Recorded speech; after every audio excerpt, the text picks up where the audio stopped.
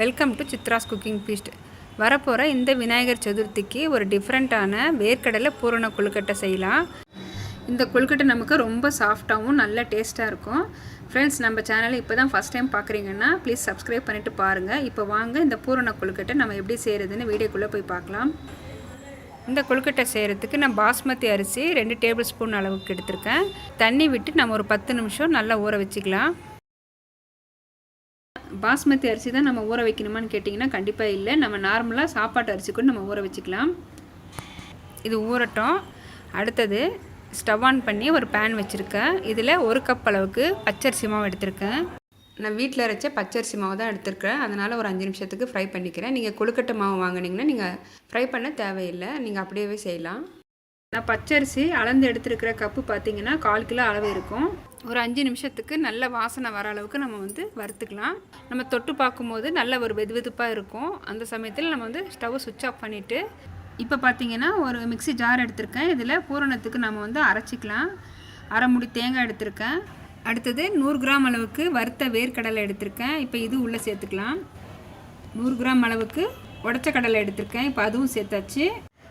அடுத்தது ஸ்வீட்காக நான் 200 கிராம் அளவுக்கு நாட்டு சர்க்கரை எடுத்திருக்கேன்.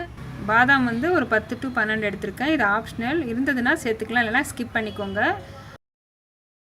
வாசனைக்காக 2 ஏலக்காய் சேர்த்துருக்கேன். இப்போ க்ளோஸ் பண்ணி நல்லா கோர்ஸாக இந்த அளவுக்கு அரைச்சி எடுத்துக்கலாம். அடுத்தது ஒரு பாத்திரம் வச்சுருக்கேன். இதில் எந்த கப்பில் நம்ம அரிசி மாவு எடுத்தோமோ அதே கப்பில் 2 கப் அளவுக்கு தண்ணி சேர்த்துக்கிறேன். சேர்த்துட்டு மாவுக்கு தேவையான அளவுக்கு உப்பு சேர்த்துக்கலாம். 1 டீஸ்பூன் அளவுக்கு நெய் சேர்த்துக்கிட்டேன். தண்ணி நல்லா கொதித்ததும் ஸ்டவ் ஆஃப் பண்ணி நம்ம இது ஓரமாக எடுத்து வச்சுக்கலாம். நம்ம ஏற்கனவே ஃப்ரை பண்ணி வச்சுருந்த இந்த அரிசி மாவு கூட நம்ம இந்த கொதிக்கிற தண்ணியை கொஞ்சம் கொஞ்சமாக சேர்த்து நல்ல சாஃப்டான மாவை நம்ம பிசைஞ்சு எடுத்துக்கலாம். நான் 1 கப் அளவுக்கு அரிசி மாவு எடுத்திருந்தேன். 1 கப் அரிசி மாவுக்கு எனக்கு 2 கப் அளவுக்கு தண்ணி சரியாக இருந்தது. ஒவ்வொரு அரிசி மாவுடைய அளவு மாறும். அதனால் நீங்கள் தண்ணி பார்த்துட்டு சேர்த்துக்கோங்க. அரிசி மாவு இப்போ மொத்தமாக நல்லா கலந்தாச்சு. இது கொஞ்சம் நேரம் ஆறட்டும். ஆறுனதும் நம்ம நல்லா பிசைஞ்சிக்கலாம். இப்போ பார்த்திங்கன்னா மாவு நல்லா சூடு ஆறி வந்திருக்கு. இப்போ நம்ம கை வச்சு நல்லா பிசைஞ்சு கொடுத்துக்கலாம். மாவு நல்லா சாஃப்டாக நம்ம தொட்டு பார்க்கும்போது இந்த பதத்தில் இருக்கணும். இப்போ கொழுக்கட்டை செய்ய நம்ம ஆரம்பிச்சிடலாம்.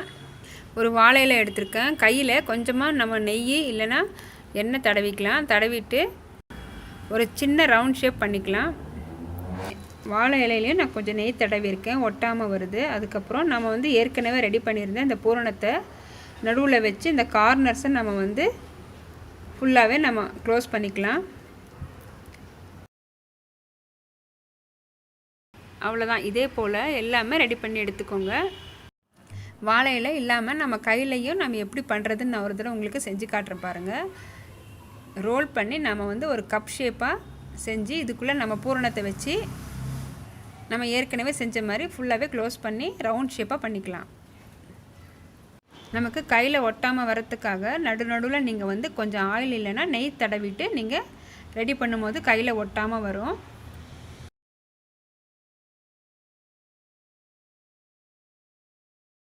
இப்போ எல்லாமே ரவுண்ட் ஷேப்பாக பண்ணி எடுத்தாச்சு. இப்போ அடுத்த ஸ்டெப் என்ன பண்ணலன்னா ஒரு பிளேட் எடுத்திருக்கேன். இதில் ஏற்கனவே நம்ம ஊற வச்சுருந்த அந்த பாஸ்மதி அரிசியை அதில் இருக்க தண்ணியை நம்ம எடுத்து பிழிஞ்சிட்டு நம்ம இந்த தட்டில் பரவாயில்ல நம்ம அரிசியை சேர்த்துக்கலாம்.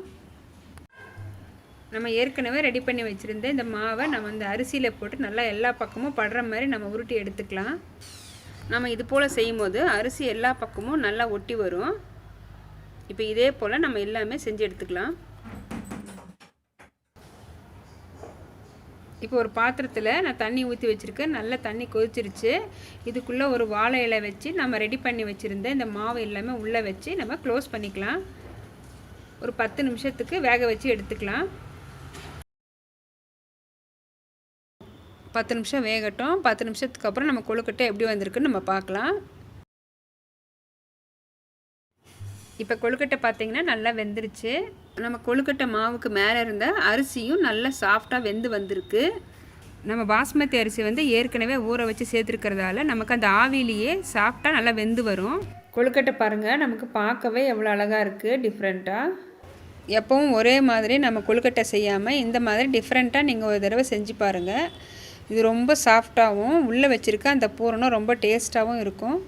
இந்த விநாயகர் சதுர்த்திக்கு இது போல் பூரண கொழுக்கட்டை கண்டிப்பாக ஒரு தடவை ட்ரை பண்ணி பாருங்கள். இந்த வீடியோ உங்களுக்கு பிடிச்சிருக்கும்னு நினைக்கிறேன். பிடிச்சிருந்ததுன்னா வீடியோவுக்கு லைக் பண்ணுங்கள், ஷேர் பண்ணுங்கள், சப்ஸ்கிரைப் பண்ணுங்கள். அடுத்த வீடியோவில் பார்க்கலாம். தேங்க்ஸ் ஃபார் வாட்சிங்.